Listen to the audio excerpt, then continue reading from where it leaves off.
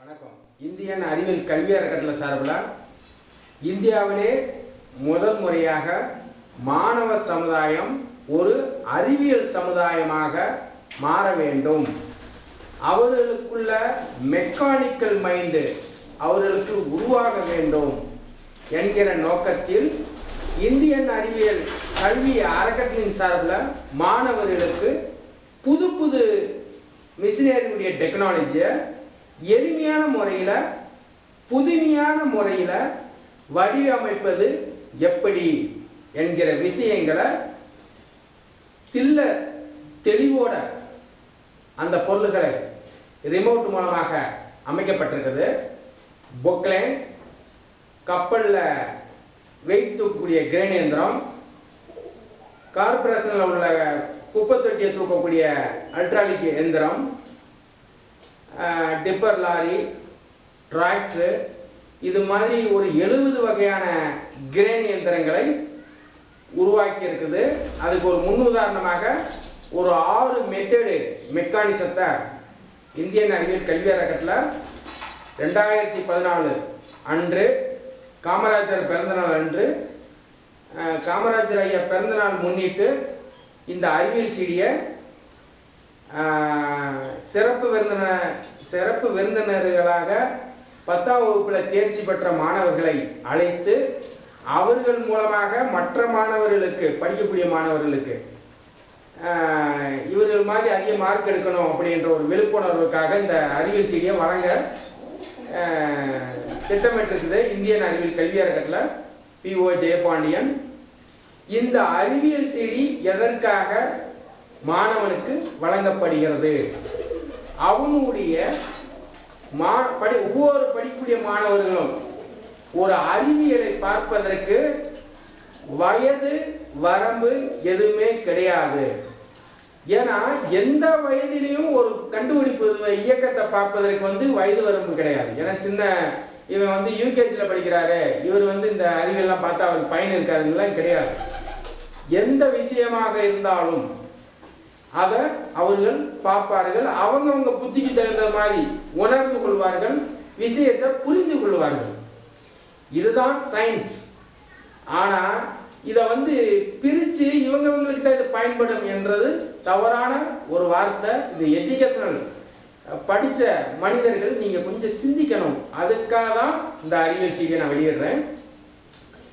படிக்காதவன் தான் இந்த தத்துவத்தை ரியலாக எளிமையாக செயல்படுத்தி இயக்கி சீடியாக வெளியிடுவதற்கு முயற்சி எடுத்திருக்கிறேன். இது மாதிரி படித்தவர்களும் நீங்க முயற்சி எடுத்தீங்க என்றால் நம்ம இந்தியா கூடிய விரைவில் வல்லரசு இந்தியாவாக உருவாகிடும். அதனால சிஸ்டம் வகுத்து ஒரு 2500 கோடியை ஒதுக்கி மாணவனுக்கு சொல்லி அந்த மாணவனுக்கு அந்த மாவட்ட அளவில் நடத்தக்கூடிய அறிவியல் போய் அவனுக்கு உண்மையான அறிவியல் சென்றடையவில்லை. அதனுடைய தாக்கத்தை தான் அது உண்மையான அறிவியல் போய் சேரணும்ன்றதுக்காக தான் இந்தியன் அறிவியல் கல்வி அறக்கட்டளை செயல்பட்டு கொண்டிருக்கிறது. இது 2500 கோடி இது நாள் வரைக்கும் செலவழிச்சுட்டு இப்போ 3000 கோடியை நம்ம மாணவனுக்காக அறிவியல் வளர்ச்சியை மேம்படுத்துவதற்காக 3000 கோடி மன்மோகன் சிங் ஐயா ஒதுக்கியிருக்காரு. ஆனா அந்த 3000 கோடி இப்ப 2014 அன்று மோடி ஐயா பிரதமராக பதவியேற்றிருக்கிறாரு. அவர் அந்த 3000 கோடியை அந்த மாணவனுக்கு பயனடையும் வகையில் மோடி ஐயா செயல்படுத்தினார் என்றால் அனைத்து மதத்தினர்களுக்கும் அனைத்து ஜாதியினருக்கும் படிக்கக்கூடிய மாணவ சமுதாயம் அறிவியல் சமுதாயமாக மாறுவதற்கு இந்த 3000 கோடி ஒவ்வொரு மாவட்டத்திலையும் அறிவியல் அருங்காட்சியகத்தை நிறுவ வேண்டும். அந்த அறிவியல் அருங்காட்சியகத்தின் மூலமாக 600 மாணவர்களுக்கு வேலை வாய்ப்பு கிடைக்கும். எப்படி என்றால் நான் கண்டுபிடிச்ச மெக்கானிசத்தை ஒவ்வொரு மெக்கானிசத்தை ஆப்ரேட் பண்றதுக்கு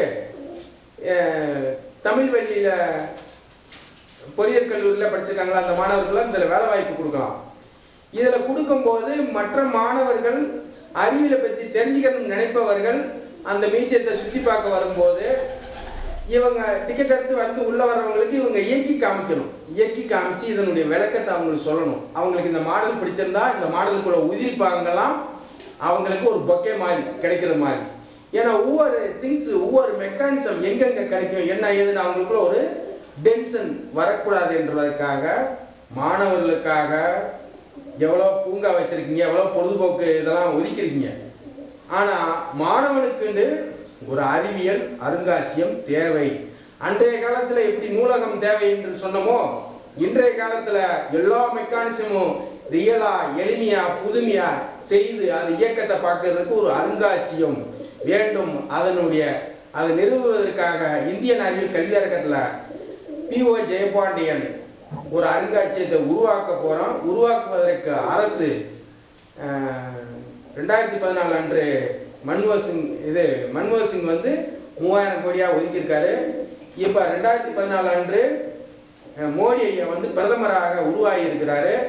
அவரு இந்த மாணவர்களுடைய அறிவியல் நலன் கருதி இந்த நிதியை சரியான முறையில் சரியான வகையில் அந்த மாணவனுக்கு சென்றடைய வழிவகுப்பார் என்ற நம்பிக்கையுடன் எல்லா மாணவர்களுடைய உள்ளத்தினையும் நீங்க இடம்பெற வேண்டும் என்றால் இந்த அறிவியலுக்கான காசை சரியான முறையில் இந்த மாணவன் சென்றடையும்படி அறிவியல் அருங்காட்சியகத்தை ஒவ்வொரு மாவட்டத்திலையும் வச்சு 600 மாணவர்களுக்கு வேலை வாய்ப்பை கொடுத்து இந்த பயனுள்ள வேலை வாய்ப்பை கொடுத்தோம் என்ற ஒரு பெயர் மோடி ஐயா பிரதமர் ஐயாவுக்கு கிடைக்கும் என்று நான் உறுதி கூறுகிறேன் என்பதை தெரியப்படுத்திக் கொண்டு விடைபெறுகிறேன். 2014 அன்று பதவியேற்பு விழா மோடி ஐயாவுக்கு பிரதமருக்கு நன்றியை தெரிவித்துக் கொண்டு இந்த மாணவனுடைய அறிவியல் நலன் கருதி இதுக்கு செயல்படுங்கள் என்று வேண்டி விரும்பி கேட்டுக்கொள்கிறேன். இந்தியன் அறிவியல் கல்வி அறக்கட்டளை நிறுவனர் P.O. ஜெயபாண்டியன். வணக்கம்.